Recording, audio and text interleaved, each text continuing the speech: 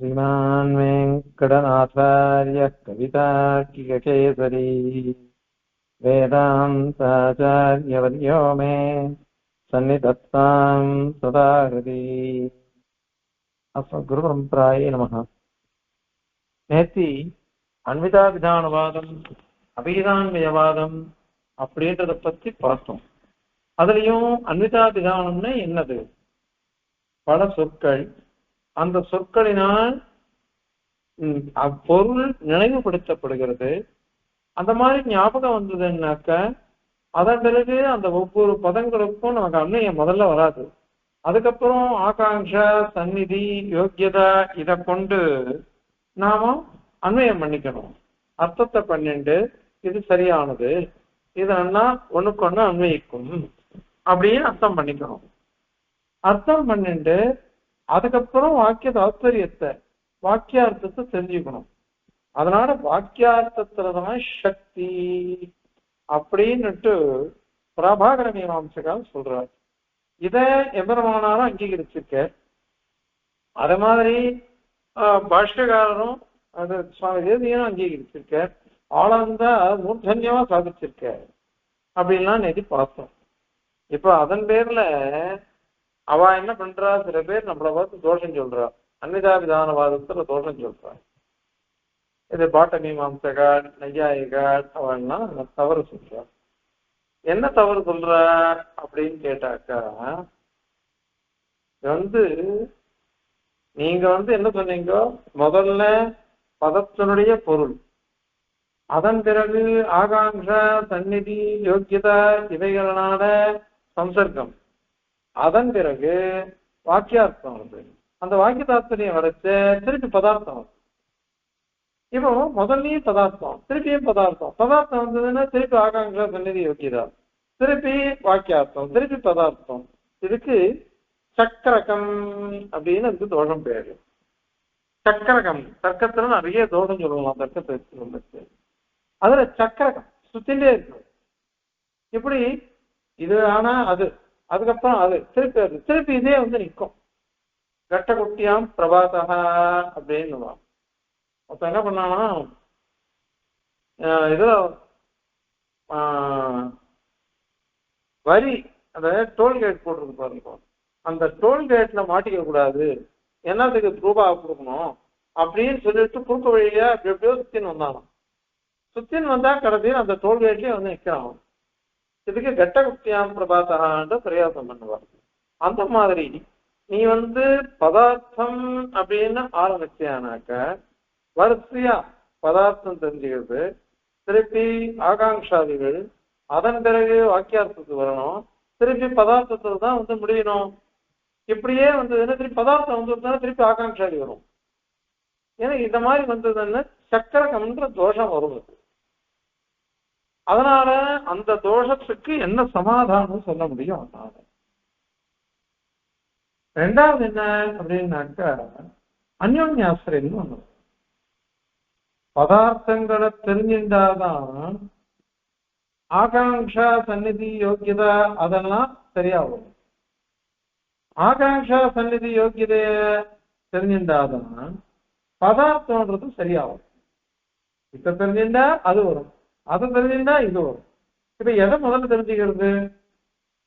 அதனால அங்கேயும் இது கோழி முதல்ல பிறந்ததா, முட்டை முதல்ல பிறந்ததா? கோழி முட்டையிலேருந்து கோழி குஞ்சு வருது. கோழி முதல்ல வந்துதான் முட்டை முதல்ல வந்துதான் கேட்டா என்ன சொல்றது? அதனால இதுக்கு அந்யோன்ய ஆசிரியம் தோஷம் உண்டு. இதுவா அதுவா, இதுவா அதுவா அப்படின்னு சந்தேகம் வந்தது. இந்த மாதிரி சந்தேகம் வந்ததுன்னாக்கா இதுக்கு பதில் சொல்ல முடியாது. ஆக சக்கரகம்னு ஒரு தோஷம் சொன்னா, அதுக்கப்புறம் அந்யோன்யாசிரியம் இன்னொரு தோஷம் சொல்றார். அதுக்கப்புறம் புனருக்தி, சொன்னதையே திரும்பி சொல்றது அப்படின்னு ஒரு தோஷம் இருக்கு. அது வரக்கூடாது. அரைச்ச மாதிரியே அரைக்கிறான் அப்படின்னு பரியாசம் பண்ணுவார். அது மாதிரி வரக்கூடாது. ஏன் வரக்கூடாதுன்னாக்கா இது முக்கியம். நமக்கு ஒரு வாட்டி சொன்னதை திருப்பி சொல்லக்கூடாது. அபூர்வமான விஷயத்தை தான் சொல்லணும். சொன்னதையே திரும்பி சொல்றதுன்னு வந்ததுன்னா அதுக்கு புனருக்தி தோஷம்னு பேரு. அந்த புனருக்தி தோஷம் வராம பார்த்துக்கணும். இப்ப என்ன புனருக்தி அப்படின்னு கேட்டாக்கா, முதல்ல பதார்த்தம் வந்தது.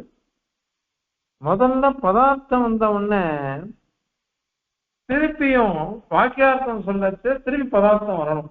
அன்வயிக்கிறதுன்றது சொன்ன அர்த்தம் தானே திருப்பி வருது.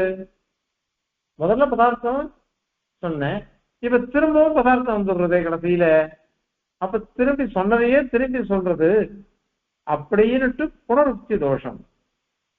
இந்த புனருக்தி தோஷம் வந்ததுன்னா அதையும் தெரியவா ஒத்துக்க மாட்டார் சாஸ்திரக்காரர். அதனால இந்த 3 தோஷம் வந்துட்டு 4வது ஒரு தோஷம் இருக்கு. நீ என்ன சொன்ன, ஒவ்வொரு பதங்களும் கிரியாபதத்தோட அன்வயிக்கணும். அன்வயிக்க வாக்கியத்தை ஒரே வாக்கியமா சொல்ல பார்க்கணும். ஆனா இங்க என்ன ஆச்சு, நீங்க ஒரே வாக்கியமா சொல்லல, பல வாக்கியங்களா வர மாதிரி இருக்கு. இங்க வாக்கிய பேதம்னு அதுக்கு பேர். வாக்கிய பேதம்னா ஒரு வாக்கியத்தினால ஒரு வாட்டி தான் அர்த்தம் சொல்லணும். ஒரே ஒரு அர்த்தம் தான் சரியா வரணும். அதை உடைச்சு சொல்லக்கூடாது. உடைச்சு சொன்னாக்கா அது பெரிய தோஷம். அது ஒரு ராஜா கிட்ட ஒரு சேவகன் கேட்கிறான். என்ன கேட்கிறான்னா, என்ன நீ பிரதான மந்திரி, பிரதம மந்திரியே நீ கௌரவிக்கிற, பிரதம மந்திரி பண்ற காரியத்தை நானே பண்ணிடுவனே அப்படின்னு சொல்றாங்க. அப்படியா, சரி அப்படின்னு சொல்லிட்டு அவங்க சொல்றேன் அப்படின்றான் ராஜா. அந்த சமயத்துல ஏதோ ஒரு வண்டி போறது வீதியில. அப்ப ராஜா இந்த சேவகன்கிட்ட சொல்றான், அது என்ன வண்டி அப்படின்றான். போய் பார்த்துட்டு வரான். இது ஏதோ வியாபாரம் பண்ற வண்டி அது அப்படின்னு சொல்றான் சேவகன். என்ன வியாபாரம் பண்றான் பாரு. போறான், தானிய வியாபாரம் பண்றான். என்ன தானியம், வரிசையா தானியத்தை சொல்றான். எவ்வளவு விலை, திருப்பி ஒரு வாட்டி போயிட்டு வரான். எவ்வளவு இருக்கு, திருப்பி ஒரு வாட்டி போயிட்டு வரான். இப்படி வரிசையா 7 வாட்டி 8 வாட்டி போயிட்டு கேட்கணும்னு சொல்றான். அப்போ பிரதான மந்திரி அப்பதான் உள்ள வர. அந்த பிரதம மந்திரியை பார்த்து ராஜா, மந்திரி அது யாருது, என்னது வண்டி போறது அப்படின்னு கேட்கிறான். ஒரு நிமிஷம் போறான். மந்திரி போயிட்டு வரான். சொல்றான், தானிய வியாபாரி, என்ன தானியம் இருக்கு, இவ்வளவு விலை இருக்கு, இவ்வளவு வஸ்துக்கள் இருக்கு, நம்ம கிட்ட இவ்வளவு இருக்கு, இவ்வளவு வாங்கிட்டா போரும் அப்படின்னா அழகா சொல்றான் மந்திரி. அப்போ இந்த மந்திரிய காமிச்சு சேவன் கேட்ட ராஜா சொல்றான், நீ எத்தனை வாட்டி போனேன், இந்த மந்திரி எத்தனை வாட்டி போனான். ஒரே ஒரு வாட்டி போயிட்டு எல்லாத்தையும் முடிச்சுட்டு வந்துட்டான். இதுக்கு ஏக வாக்கியம் அப்படின்னு பேர். ஒரே வாக்கியம். நம்ம சொல்ற வாக்கியங்கள் எல்லாம் ஒன்னா சேர்ந்து சமன்வயப்படுத்தி ஒரே வாக்கியமா அர்த்தத்தை காமிக்கணும். அதை விட்டுட்டு பல வாக்கியங்களா வந்ததுன்னு வச்சுக்கோங்க, அப்போ பெரிய தோஷம் வந்துடும். அது பல வாக்கியங்களாக வந்தாக்கா வாக்கிய பேதம் உடைச்சு சொல்றதுன்றது வரும். இப்ப உதாரணம், இங்க இது கதைன்றது வேற, ஆனால் அந்த மாதிரி வரக்கூடாது. இப்ப உதாரணம் பாருங்க, ஏற்கனவே சொல்லிருப்போம், தேவதத்தக கால்யாம் காஷ்டைஹி பிராமணேத்ய போதனம் பச்சதி அப்படின்னு சொன்னான். தேவதத்தன் விறகை கொண்டு பிராமணனுக்கோசரம் பாத்திரத்துல தலிகை பண்ணினான் அப்படின்றான். இத பிரியுங்க. தேவதத்தக பச்சதி, கால்யாம் பச்சதி, போதனம் பச்சதி, காஷ்டைஹி பச்சதி, பிராமணேத்ய பச்சதி அப்படின்னுட்டு 5 வாக்கியம் வந்துருச்சு. இப்ப இந்த 5 வாக்கியம் வந்ததுன்னாக்கா அது வாக்கிய பேதமாச்சே. அந்த மாதிரி வாக்கிய பேதம் தோழம் வரக்கூடாது. நிறைய இடத்துல மீமாம்சகா என்ன பண்றாங்க, அதை நிரூபிச்சிருக்கா. சோமியன எதேத்த அப்படின்னு ஒரு வாக்கியம் இருக்கு. அது யாகத்துல சோமயாகத்துல சோமலத்தை, சோமங்கிற பொடி, அந்த பொடிய 5 நாள் வச்சுட்டு அதை ஊற வச்சு 4வது நாளும் நவது அபிஷேகம் சொல்லுவா. அதை அரைப்பா, அரைச்சிட்டு அதனுடைய ரசத்தை எடுத்துடுவா. ரசத்தை எடுத்து தேவதைகளுக்கு யாகத்துல சமர்ப்பிச்சுட்டு மீதி இருக்கிறத எல்லாரும் சாப்பிடுவா. எஜமானன் வெற்றுக்குகள் எல்லாரும் சாப்பிடுவா. இது இருக்கு. இப்போ அந்த சோமலத்தையே இந்த வாக்கியம் சொல்றது, சோமியன எதேத என்று. ஆனா யாகத்தை சொல்ற வாக்கியம் தனியா ஒண்ணு இல்லவே இல்லை. அதுக்கு என்ன பண்றது? ஆனா இந்த ஒரு வாக்கியம் தான் இருக்கு, சோமியன எதேத அப்படின்றது. சோமியன எதேதன்னு வாக்கியம் இருக்கிறதுனால இது எப்படி அர்த்தம் சொல்றது அப்படின்னா, பூர்வபக்ஷி சொன்னா சோமியன யாகம் பாவையே, சோம லத்தையினால யாகத்தை அடைஞ்சிடுவோம், யாகத்தினால சொர்க்கம் பாவையே, சொர்க்கத்தை அடைஞ்சிடுவோம் அப்படின்னா. அப்போ அவன் மீமாம்சகால் கண்டனம் பண்றான், இது தப்பு. ஒரு வாக்கியத்தை நீ 2 வாக்கியமா உடைச்சிட்டு இருக்கும். 2 வாக்கியமா உடைச்சேன்னாக்கா அப்போ வாக்கிய பேதம்ன்றது தோஷம் வந்தது. அந்த மாதிரி வாக்கிய பேதம் தோஷம் வரக்கூடாது. ஆனால் நீ அத மாதிரி தோஷத்தை வச்சு சொல்ற, அந்த தோஷம் வந்ததுன்னா சரி சாஸ்திரக்காரால் ஒத்துக்க மாட்டான். ஏன்னா மீமாம்சகன் ஒத்துக்க மாட்டான், வேதாந்திகளும் ஒத்துக்க மாட்டான். அதனால இந்த மாதிரி வாக்கிய பேத தோஷம் வருது. நீங்க இந்த மாதிரி முதல்ல பதங்களுக்கு அர்த்தம் சொல்லி அதுக்கப்புறம் ஆகாங்காதிகளால அன்வயம் சொல்லச்சு ஒவ்வொன்றும் கிரியாபதத்தோட தனித்தனியா அன்வயிச்சதுன்னாக்க அப்ப என்ன ஆகும்? பல வாக்கியங்களா மாறிடும். பல வாக்கியங்களா மாறிடுச்சுன்னு வச்சுக்கோங்க, அப்ப தோஷம் வந்துடும். அதனால மீமாம்சகால் அந்த சோமையனை எதேத்தன்றதுக்கு என்ன அர்த்தம் பண்ணினான்னாக்க கொஞ்சம் உபச்சாரமா லட்சணம் சொல்லிட்டார். என்ன லட்சணம் சொன்னார்னா, சோமேனன்னு இருக்குது. அந்த சோமேனன்ற இடத்துல சோம சப்தத்து பேர்ல மத்வர்த்த லட்சணம், மத்வர்த்தம்னு பேரு, மது பிரத்யம், சோமபதா அப்படின்னு அர்த்தம் பண்ணிக்கலாம். அந்த மாதிரி கல்பிச்சுடணும். சோமத்தை உடைய யாகத்தால் பலனை அடையட்டும். இதுக்கு விசிஷ்ட விதின்னு பேர். நாம சொல்றோம் பாருங்க, சூக்ம சேதனா சேதனம் விசிஷ்டம் பிரம்ம காரணம், ஸ்தூல சேதனா சேதனம் விசிஷ்டம் பிரம்ம காரியம் அப்படின்னு சொல்றோம். அந்த மாதிரி விசிஷ்டம் சேர்ந்து இருக்கிறது, பிரிக்க கூடாது. இதை அப்படி சொல்லிட்டோம்னா சரியா போடும். அதனால இத சோமபதா யாகேன, சோமத்தை உடைய யாகத்தினால் இஷ்டம் பாவையே, சொர்க்கம் பாவையே, பணம் பாவையே அப்படின்னு சொல்லணும். அப்படி சொல்லிட்டோம்னாக்க அன்வயம் சரியா வந்துடும். அப்படியே மீமாம்சகால் வாக்கிய பேதம் வராம சொல்லணும்னு சொல்லியிருக்கான். அதனால வாக்கிய பேதம்ன்றது பெரிய தோஷம். அதனால அந்த வாக்கிய பேதம் தோஷம் வராம பாத்துக்கணும். இப்போ நீங்க சொல்ற பிரகாரம், பிரபாகரன் சொல்ற பிரகாரம் ஒவ்வொன்றுத்துக்கும் அன்வயம் வரும்.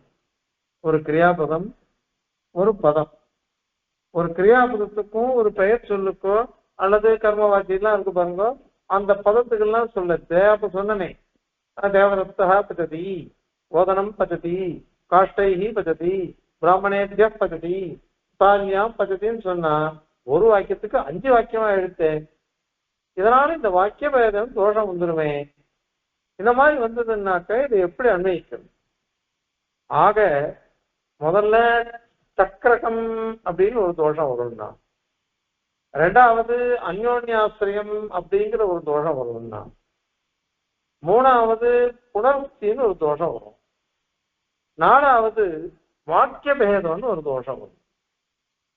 அப்படின்னு சொல்லிட்டு ஆக்ஷேபிச்சா அன்விதா விதானவாதிகள். அதுக்கு இவன் என்ன பதில் சொல்றா அப்படின்னு கேட்டாக்கா, இந்த மாதிரி தோஷமே வராதுங்கிறது, வரவே வராது. ஏன் வராதுன்னு சொல்ற கேக்குறியா? சொல்றேன் கேளு. இப்போ நாங்க முதல்ல என்ன சொன்னோம் தெரியுமா?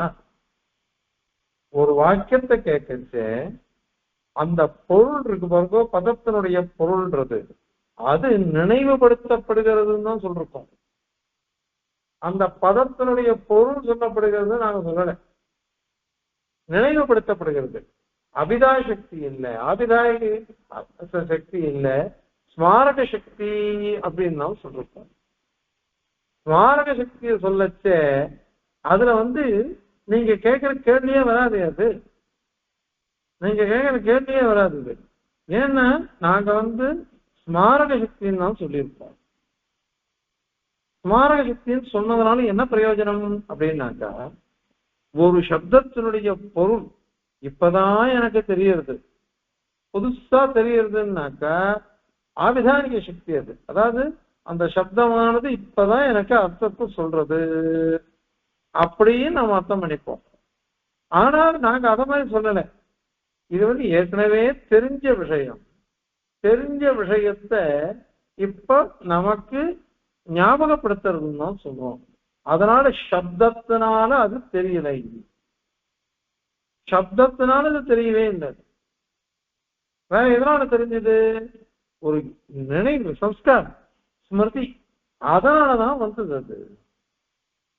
அதனால அந்த மாதிரி ஒரு ஸ்மாரக சக்தியா தான் இருக்கே தவிர்த்து புதுசா அர்த்தம் அது சொல்லவே இல்லை. அதுக்கு ஒரு உதாரணம் காமிக்கிற கொத்திமங்கலம் சுவாமி. ஒருத்தன் சாப்பிட உட்காரணும். சாப்பிட உட்காரச்ச இடம் பண்ற கிரகணி. இடம் பண்ற சமயத்துல பர்த்தா என்ன பண்றான், தன்னுடைய ஸ்திரியை பார்த்து, கிரகணியை பார்த்து சொல்றான், கதவு அப்படின்றான். கதவு அப்படி துவாரம் அப்படின்னு சொன்னான். துவாரம் அப்படின்னு சொன்னாக்கா அவ்வளவுதான், கதவு அப்படின்னு தான் சொன்னான். கதவுன்னு சொன்னதுனால இப்போ அவன் மூடு அப்படின்னு சொல்ல, கதவை மூடு அல்லது கதவை தர அப்படின்னு ரெண்டுமே அவன் சொல்லல. என்ன சொன்னான்? வெறுமை கதவு அப்படின்னு தான் அவன் சொன்னான். வெறுமை கதவு அப்படின்னு சொன்னதுனாலயே அவ என்ன பண்ணினா, நேர போனா கதவை சாத்திட்டு வந்துட்டான். இப்போ அவன் நினைச்சிருந்தான்னாக்கா நல்லா கதவை திறந்து வச்சுட்டு வரலாம். இவன் என்ன மூடுன்னு சொல்லல, தரையன்னு சொல்லல, எதை பண்ணா என்ன அப்படின்னுட்டு ஃபுல்லா திறந்து வச்சுட்டு வந்துடலாம் முழுக்க. ஆனால் அவன் கதவை என்ன பண்றான்னாக்கா சாத்திட்டு வரா. ஏன் சாத்தணும் அப்படின்னு கேட்டாக்கா, அந்த சந்தர்ப்பம் நம்ம சொன்னமே, ஆகாங்ஷா, சந்நிதி, யோக்கியதா, இப்ப அந்த இடத்துல ஆகாங்ஷா அதுதான். என்னன்னா இவன் என்ன சொன்னான், கதவுன்னு சொன்ன உடனே சாப்பிடுறதுனால அதை மூடணும் அப்படின்றதுக்கு தான் அவன் சொல்லியிருக்கான். மூடணும்னு அந்த அர்த்தத்துல தான் அவன் சொல்லியிருக்கான். அதுதான் அங்க ஆசனம், சந்நிதி, அதுதான் தகுதி வாய்ந்தது அந்த இடத்துல, யோகிதா. அதனால அவன் என்ன பண்றான்னாக்கா, அவன் சொன்னதை கேட்டு இவோ கதவை சாத்திட்டு வரா.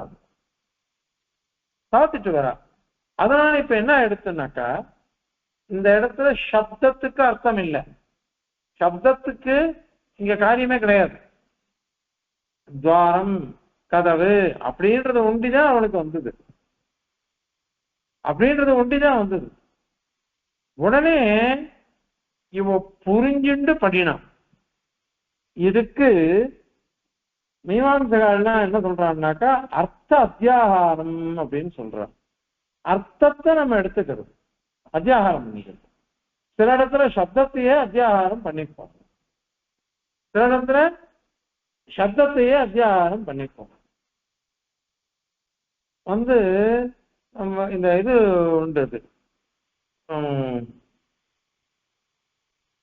ஒரு காளிதாசனும் தண்டியும் ரெண்டு கவிகள். அவன் என்ன பண்ற, ஒரு கும்பர வீட்டுக்கு போறா. போன ஒரு சாதம் போடுறா. ரெண்டு பேரும் சாப்பிட்ட உடனே வெத்தலைப்பாக்கு கொடுத்தா. வெத்தலைப்பாக்கு கொடுக்கணும். அப்போ காளிதாசன் என்ன பண்ணினா, பத்திரமா அணியதாம் சொர்ணம் அப்படின்னு சொன்னான். அதாவது பத்திரம்னு இலை, அது சொர்ணரூபமா இருக்கக்கூடிய இலை எடுத்துனாயே அப்படின்னு அவன் சொன்னான். தண்டிகவி என்ன பண்ணா, பத்திரம் ஆணியதாம் மானியதாம் கிரியாபதம். அந்த கிரியாபதத்தை அவன் சொல்லலை. கிரியாபதத்தை தண்டி சொல்லலை. ஏன்னா காளிதாசன் சொல்லிட்டான். இவன் என்ன பண்ணா சூர்ணஞ்ச அப்படின்னு மூணாவது கூட எடுத்துன்னு வா அப்படின்னுட்டு அவன் சொன்னான். மூணாவது அப்படின்னு சொன்னான். காளிதாசன் சொன்னது ஸ்வர்ணமயமான பத்திரங்கள் வெத்தலை எடுத்துன்னு வான்னா, எடுத்துட்டு வா ஆணியதாம் எடுத்துக்கொண்டு வரப்படட்டும் அப்படின்னா, ஆனால் தண்டி அந்த எடுத்துக்கொண்டு வரப்படட்டும் கிரியாபதத்தை சொல்லலை. வினைச்சொல்ல சொல்லாம இவன் என்ன பண்ணினான், தண்டி சூர்ணம் கூட அப்படின்னு சொல்லிட்டான். அவ என்ன பண்ணா, கவையே காளிதாசாய தண்டினே பண்டிதாயத்த அப்படின்னு ஆகும். கவியான காளிதாசனுக்கும் பண்டிதனான தண்டிக்கும் இதை கொண்டு வந்த எண்ணம். ஏன்னா அவன் வர்ணிக்கிறான், காளிதாசன் வர்ணிச்சான். இது சொர்ணமயமான இது வெத்தலை, அதை கொண்டு வா அப்படின்னு வர்ணிச்சான். இது கவிதை தான் வர்ணிப்பா, சாஸ்திரக்காரன்லாம் வர்ணிக்க மாட்டான், முரட்டுத்தனமா பேசிட்டு போயிடுவான். அதே தண்டி என்ன பண்ணினான்னாக்க அவன் ஆணியதாம்னு சொல்லிட்டான் வினை சொல்ல. நம்ம எதுக்கு வினை சொல்ல வேஸ்டா சொல்லணும், தானா அங்கே அத்தியாகாரம் பண்ணிக்கலாமே அப்படின்னுட்டு வினை சொல்ல சொல்லவே இல்லை அவன். அதனால அவ பார்த்தா இவன் கவியா இருக்கான், ஆனால் இவன் பண்டிதனா இருக்கானே அப்படின்னு சொல்லிட்டு கவையே காளிதாசாய தண்டினே பண்டிதாயத்தே அப்படின்னு அவ சொன்னான்னு. ஒரே பதம், அந்த ஒரு பதத்தை அவன் பிரயோகம் பண்ணல, அவன் பிரயோகம் பண்ணிட்டான். பிரயோகம் பண்ணிடவே இது ஆத்திகமா வந்துடும். ஆனா அந்த அத்தியாகாரம் பண்ணிக்கணும், ஆணியதாம் அப்படின்றத அன்வயிச்சுக்கணும். இததான் அர்த்த அத்தியாகாரம் சப்த அத்தியாகாரம் பிரிக்கிறார். நாங்க சொல்றது இந்த அண்மையை சொன்ன பாருங்க, அன்விதாபிதானம், அதுல அர்த்த அத்தியாகாரத்தை நாங்க சொல்லிட்டு இருக்கோம். நாங்க இதை சொல்லவே இல்லை, சப்த அத்தியாகாரத்தை சொல்லவே இல்லை. முதல்ல பதங்களை கேட்டாக்க அதுக்கு ஸ்மாரக சக்தி, அதுக்கப்புறம்தான் அது அபிதான சக்தி இல்ல ஆனுபாவிகி சக்தி அப்படிங்கிறார். கடைசியில தான் அனுபவம் சப்த ரூபத்திலிருந்து வர பொருள், அது வாக்கியார்த்தம் அப்படின்னு சொல்றோம். அதனால இப்ப நீ என்ன சொன்ன, முதல்ல பதம் பதார்த்தம் வாக்கிய ஆகாங்ஷாகள், அதுக்கப்புறம் வாக்கியார்த்தம் திருப்பி பதார்த்தம் அப்படின்னு நீ சொன்ன. நாங்க அப்படி எங்கேயா சொன்னோமா? அந்த மாதிரி வரத்துக்கு பிரமேயமே இல்லையே. முதல்ல ஸ்மாரக சக்தி, அர்த்த அத்தியாகாரம், ஆகாங்ஷாதிகள், இதெல்லாம் எதுவுமே சப்த வியாபாரமே கிடையாது. சப்த வியாபாரமே இல்லாம பொதுவாக அவ சொல்றதனுடைய அர்த்தத்தை நினைவுபடுத்திக்கிறோம், அவ்வளவுதான். நினைவுபடுத்தினத ஆகாங்ஷாதிகளால அன்வயப்படுத்திக்கிறோம், அவ்வளவுதான். இதுல சப்த வியாபாரமே இல்லையே. கடைசியில சொல்றோம் பாருங்க, தாத்பரியம் சொல்றது வாக்கியார்த்தமானது சொல்றது சாப்த போதம் வருதுன்னுட்டு, அங்கதான் சப்த வியாபாரமே இருக்கு. அதனால சக்கரம் எங்க வந்தது, திருப்பி பதார்த்தத்துல வருது, திருப்பி ஆகாங்ஷா, திருப்பி நாங்க அதெல்லாம் ஒண்ணுமே சொல்லல. எல்லாம் ஸ்மாரகம், எல்லாம் அர்த்தத்தை அத்தியாகரிக்கிறது. அர்த்தத்தை தான் நம்ம கல்பிச்சுக்கிறோம், சப்தத்தை கல்பிச்சுக்கல. அதனால சப்தத்தை நான் கல்பிச்சு அதுக்கு தனியா அர்த்தம் சொன்னாதான் இந்த விரோதம்லாம் வரும். அதுவே வராது. அது இல்லாததுனால எங்களுக்கு சக்கரகன்ற தோஷனையே வராது. சரி, ரெண்டாவது நாங்க அந்யோன்யாசிரியம் சொன்னமே. அந்யோன்யாசிரியம் அப்படின்னா இது இருந்தாதான் அது நடக்கும், அது இருந்தாதான் இது நடக்கும். ரெண்டும் ஒண்ணுக்கு ஒண்ணு ஆசிரியச்சிருக்குது, அதுக்கு நீ என்ன பதில் சொல்லுவ அப்படின்னு ஒரு கேள்வி வந்ததுன்னாக்கா அதற்கு பதில் அதுவும் இங்க வராது. அர்த்த அத்தியாகமே கிடையாது, இது அந்யோன்யாசிரியமே வராது. ஏன்னா ஸ்மாரக சக்தி, ஸ்மாரக சக்தின்றது ஏற்கனவே தெரிஞ்ச விஷயம், புதுசா வரல. அதுல பிரகடன பஞ்சிகையில ஷாலிகநாத மிஸ்ரர் எழுதியிருக்கார். அவர் தான் இந்த அனிதாபிதான வார்த்தை எழுத ஆரம்பிச்சவர். அதுக்கப்புறம் தான் எல்லாரும் அதை பிடிச்சுட்டு இருக்கார். இவர் 8ஆம் நூற்றாண்டு 9ஆம் நூற்றாண்டுன்னு சொல்றார்.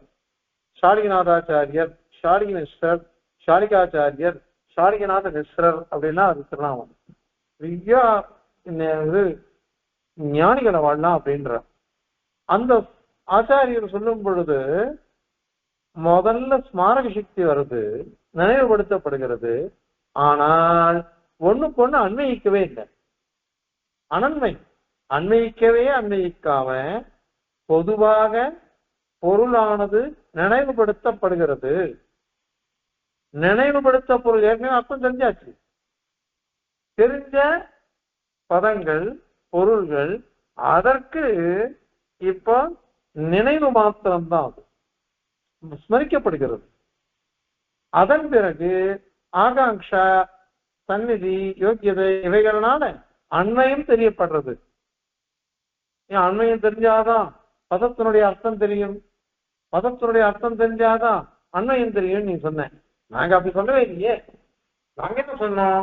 ஸ்மாரக சக்தி ஒண்டிதானே இருக்குன்னு இருக்கோம். ஸ்மாரக சக்தி ஒண்டிதான் இருக்கணும்னு சொல்லச்சே நீங்க அந்த மாதிரி எப்படி சொல்றீங்க? அது அதனால அது வராது. அதனால அந்யோன்யாசிரியம் அப்படிங்கிற தோஷமும் கிடையாது. அதுக்கப்புறம் புணர்ச்சி தோஷம் அப்படின்னு ஒண்ணு சொன்னாகும். சொன்னதையே திரும்ப சொல்றது அப்படின்னு ஒன்னாவா சொன்னோம். அதுவும் கிடையாது. ஏன்னா ஒரு முறை சப்தத்தினுடைய பொருளை தெரிஞ்சுட்டோம். முதல்ல திருப்பி ஒரு வாட்டி தெரிஞ்சுட்டோம்னு வச்சுக்கோங்க. அப்பதான் இது புனருக்தின்ற தோஷம். புனருக்தின்ற தோஷம் அப்பதான் வரும். இப்போ முதல்ல நாங்க தெரிஞ்சுக்கவே இல்லை, புதுசா தெரிஞ்சுக்கல. முதல்ல நாங்க தெரிஞ்சது என்ன? ஸ்மாரக சக்தி ஒன்றிதான் எங்களுக்கு வந்தது, நினைவுபடுத்தப்பட்டது. நினைவுபடுத்தப்பட்டத போய் இது புதுசா நாங்க தெரிஞ்சுட்டு இருக்கோன்ற மாதிரி முதல்ல ஒரு வாட்டி அர்த்தம் தெரிஞ்சுட்ட. அங்க சப்த வியாபாரமே இல்லைன்னு சொல்லட்டுமே. சப்த வியாபாரமே கிடையாது. முதல்ல நாங்க பொருள் தெரிஞ்சுக்கவே இல்லை, வெறும் நினைவு மாத்திரம்தான். இப்ப எங்களுக்கு அன்விதாபிதானவாதத்துல என்ன விசேஷம்? ஆகாங்ஷாதி வசாத்து, ஆகாங்ஷ, சந்நிதி, யோக்கியதை இவைகளனால பரஸ்பரம் அன்வயித்து தெரிஞ்சுண்டு அதன் பிறகு கடைசியில வாக்கியார்த்தம் வருது பாருங்க. அங்க ஒண்டிதான் சப்த வியாபாரமே. அந்த வாக்கியத்திற்கு சக்தி எப்படி வருது, எப்படி தாத்பரியம் வருது அப்படின்னு தெரிஞ்சுக்கிறோம். அதனால இங்க இதுவே இல்லை, சப்த வியாபாரமே இங்கெல்லாம் ஒண்ணுமே இல்லை. அதனால கடைசியில வரிசை மாத்திரம்தான், வாக்கியார்த்தம் சொல்லச்ச மாத்திரம்தான் இந்த சப்தத்துக்கு இது பொருள் அப்படின்னு அர்த்தம் வரும். இல்லாத போனா வரவே வராது. அதனால அந்த ஒரு இடத்துல ஒன்றுதான் சப்த வியாபாரம். மீதி எல்லா இடத்துலையும் நினைவுபடுத்தப்பட்ட சப்தங்கள், அர்த்தங்கள், அந்த அர்த்தங்களுடைய ஆகாங்ஷாதி வசாத்து அன்வயம்.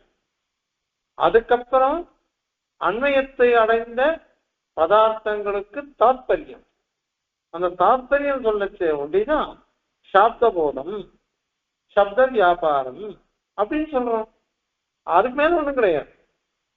அதனால நீங்க எவ்வளவு தூரம் சொன்னாலும் உங்களுக்கு இது விரோதமா தான் வரும். உங்களுக்கு விரோதம், எங்களுக்கு விரோதம் இல்லை. எங்க பட்சத்துல எல்லாம் சுத்தமா இருக்கு. அதனால புணர்ச்சின்றதே கிடையாது. சொன்னதையே திருப்பி சொல்றது அப்படின்றதும் கிடையாது இங்க. சரி, வாக்கிய பேதம்னு ஒரு தோஷம் சொன்னமே. வாக்கிய பேத தோஷம் நீங்க சொல்ற மாதிரி சொன்னாக்கா, பிரிச்சு சொன்னா அது வரும். வாக்கிய பேதம் சொன்னாக்கா அது நீங்க சொல்ற மாதிரி பிரிச்சு சொன்னாக்கா நிச்சயம் வரும். அது நாங்க அப்படி சொல்லலையே. நாங்க அத மாதிரி நாங்க சொன்னது எப்படி? ஒரே வாக்கியம்தான். ஏற்கனவே சொல்லிட்டோம், ஏக வாக்கியமா நாங்க சொல்லிட்டு இருக்கோம். ஏக வாக்கியம் சொல்லிட்டாக்கா அதுல அது தனி இது தனி 10 வாக்கியம் தான் வராது. தேவதத்தன் பாத்திரத்தில் விறகுகளை கொண்டு பிராமணர்களுக்கோசரம் பாதம் பண்றான், சலுகை பண்றான் அப்படின்னு தான் சொன்னோம். இது ஒரே வாக்கியம். ஒரு கர்த்தா, ஒரு கர்மா, ஒரு உத்தேசம், ஒரு உபகரணம், ஒரு அதிகரணம், ஒரு கிரியை, இது அத்தனையும் ஒன்னா சேர்ந்து ஒரே வாக்கியமா வந்துடுச்சு. இப்படி ஒரே வாக்கியமா வரைச்ச இத போய் நாங்க வாக்கிய பேதம் வந்தேன் அப்படின்னு சொன்னேன்னாக்கா அது எப்படி வரும்? அது அந்த மாதிரி வாக்கிய பேதமே வராது. இப்ப இதுல சூக்ஷமான விஷயம் என்னன்னா அத்வைதிகளை கண்டனம் பண்ணணும்.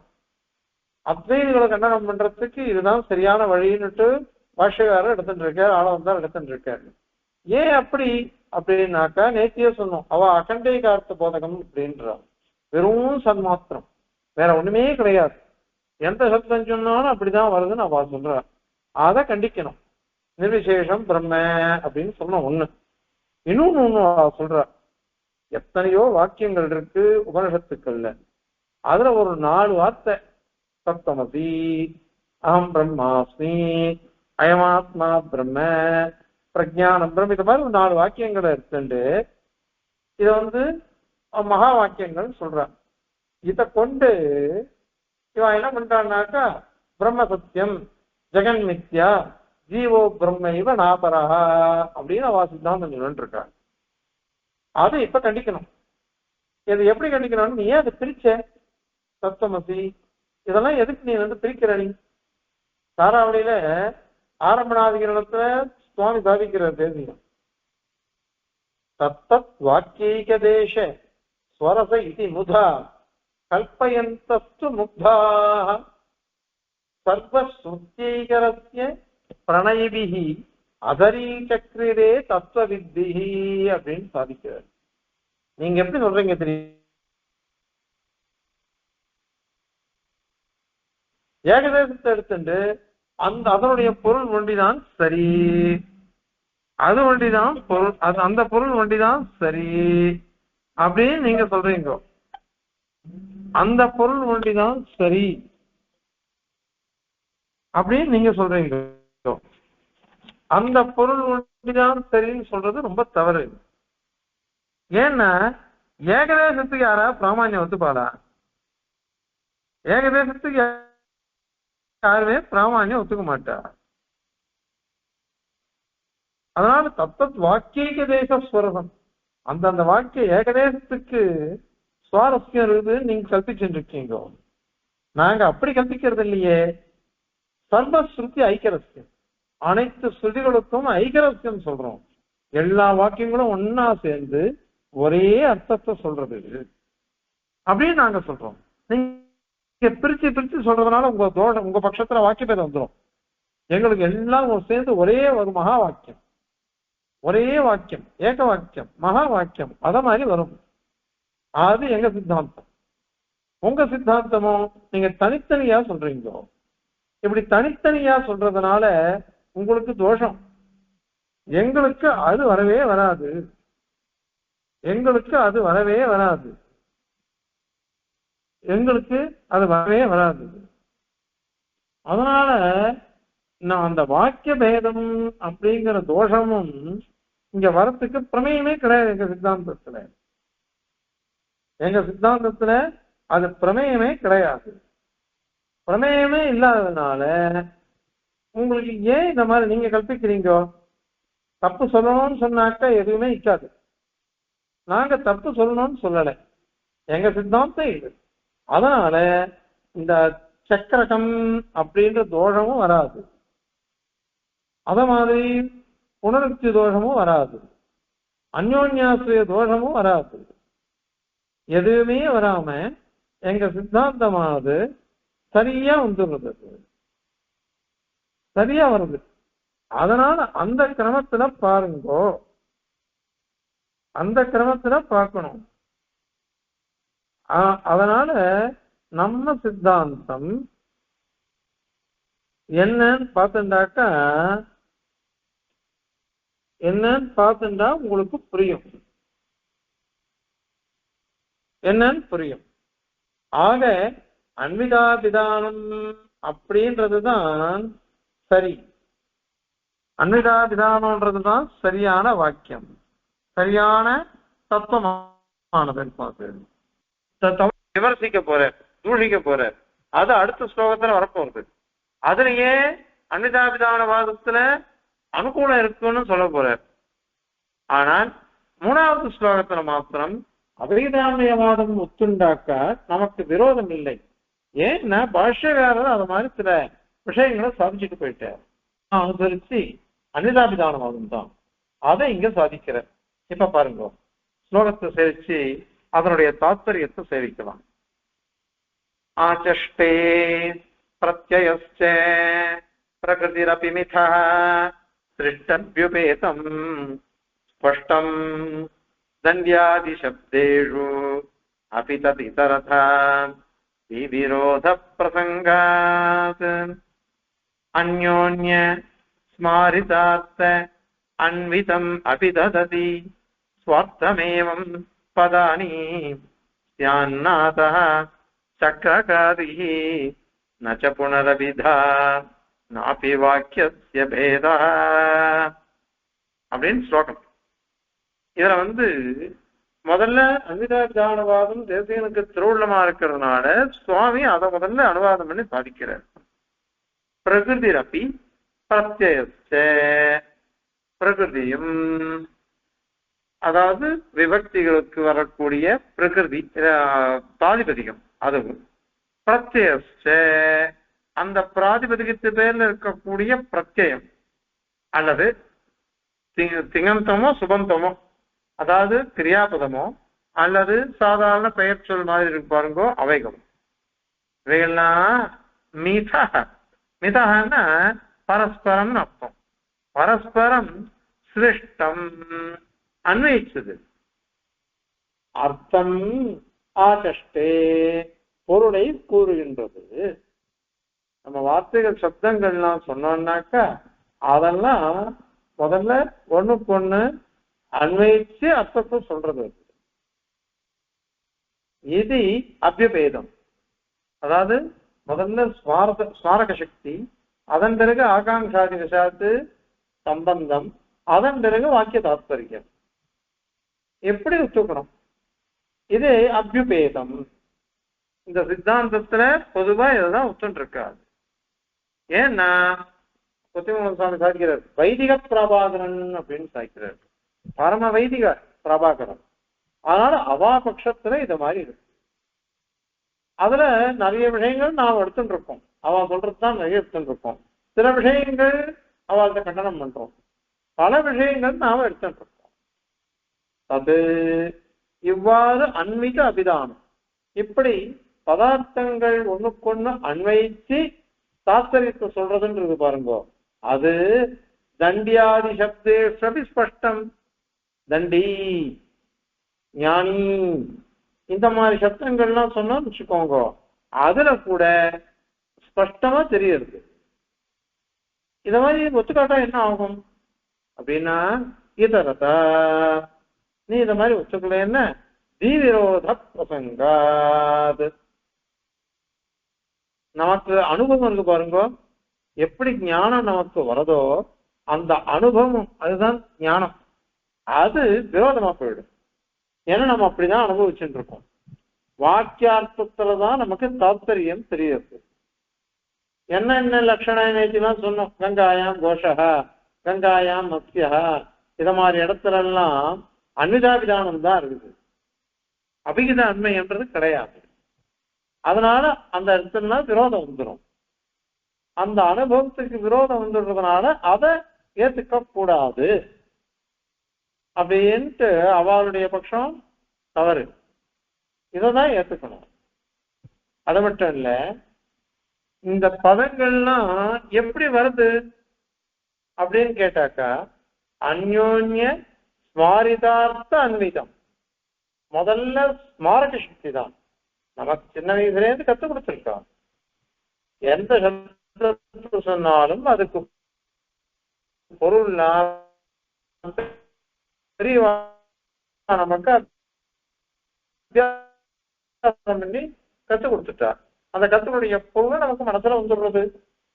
அதனால அந்யோன்ய பரஸ்பரம் ஸ்மாரிதம். ஸ்மாரிதம்னாக்க நினைவுபடுத்தப்படுகிறது.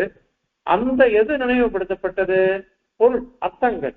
அந்த அர்த்தங்கள் நினைவுபடுத்தப்படுகின்றன. அந்த அர்த்தங்கள்லாம் அன்விதம், ஒண்ணுக்கொண்ணு அன்வயிச்சு சுவார்த்தம் அபிதவதி. சுவார்த்தத்தை ஒரு வாக்கியமானது இந்த மாதிரி பதங்கள் என்ன பண்ணிட்டு தன்னுடைய ஸ்மாரக சக்தியினால நமக்கு ஞாபகப்படுத்திட்டு, அதுக்கப்புறம் ஆகாங்காதி வசாத்து அர்த்தம் நமக்கு தெரிஞ்சுட்டது. அதையும் அர்த்த ஸ்லோகத்தெல்லாம் சொல்ல போறது தெரிஞ்சுட்டு அதன் பிறகுதான் வாக்கிய தாத்பரியத்தை தெரிஞ்சுக்கணும். அத இவ்வாறு அங்கீகரிக்கிறதுனால சக்கரகாதி ந சக்கரகம் அப்படின்னு நீ ஒரு தோஷம் சொன்ன, அந்த தோஷம் வராது. ஆதிசப்தத்தினால அந்யோன்யாசிரியம் சொல்றாப்பா, அந்த தோஷமும் வராது. இந்த மாதிரி சுழன்று இருக்கிறதும் வராது. இது இருந்தாதான் அது இருக்கும், அது இருந்தாதான் இது இருக்கும் அப்படின்றதும் வராது. சக்கரகாதி ந சக்கரகாதி சக்கரகமோ அல்லது இதுவோ அந்யோன்யாசிரியமோ இல்லை, வராது. அத மாதிரி நச்ச புனரபிதா புனருக்தி சொன்னதையே திருப்பி சொல்றது அப்படின்றதும் கிடையாது. ஏன்னா சப்த வியாபாரம்ன்றது வாக்கிய தாத்பரியம் வரிசைதான். மீதி சப்தங்களுக்கெல்லாம் ஸ்மாரக சக்தி தான். அதனாலதான் சொன்னோம் அர்த்தாத்தியாகாரம் தான் இருக்கு, சப்தாத்தியாகாரம் இல்லை. சப்தத்தை வச்சு நம்ம சொல்றது இல்லை. அதனால புனருக்தி தோஷமும் கிடையாது. அதே மாதிரி வாக்கிய பேதோபின வாக்கியத்தினுடைய பேதம், வாக்கிய பேதம்ன்ற தோஷம், அந்த தோஷமும் கிடையாது. இந்த மாதிரி 4 தோஷங்களும் இல்லாமல் சொஸ்தமாக அந்யோன்யாசிரியம்லாம் இல்லாம, ஆனா ஸ்மாரக சக்தி ஆனுபாவிக்கி சக்தி. ஸ்மாரக சக்திங்கிறது முதல்ல பதங்களுக்குள்ள வருது, அதுல அண்மையம் வராது. அண்மையம் வராததுனால அதுக்கு ஆகாங்காதி வசாத்து இவைகளுக்கெல்லாம் அண்மையத்தை கற்பிக்கணும். அதன் பிறகு வாக்கிய தாத்பரியத்தை தெரிஞ்சுக்கணும். அப்படி சொல்றதுனால எந்த தோஷமும் இந்த அனிதாபிதானவாதத்துல இல்லை அப்படின்றத இப்ப ஸ்லோகம் பாருங்க. ஆகஷ்டே பிரத்யயஸ்ய பிரகிருதிரபிமிதா சிஷ்டமித்யப்யுபேதம் ஸ்பஷ்டம் தண்ட்யாதிசப்தேஷு அபி ததிதரதா விவிரோத பிரசங்காத் அந்யோன்ய ஸ்மாரிதார்த்த அன்விதம் அபி தததி ஸ்வார்த்தமேவம் பதானி ஸ்யான்னாதः சக்ரகாதிः ந ச புனரபிதா நாபி வாக்கியஸ்ய பேதः. கவிதார்க்கிகசிம்ஹாய கல்யாணகுணசாலினே ஸ்ரீமதே வெங்கடேஷாய வேதாந்த குரவே நமः. அஸ்மத்குருபரம்பராயே நமः.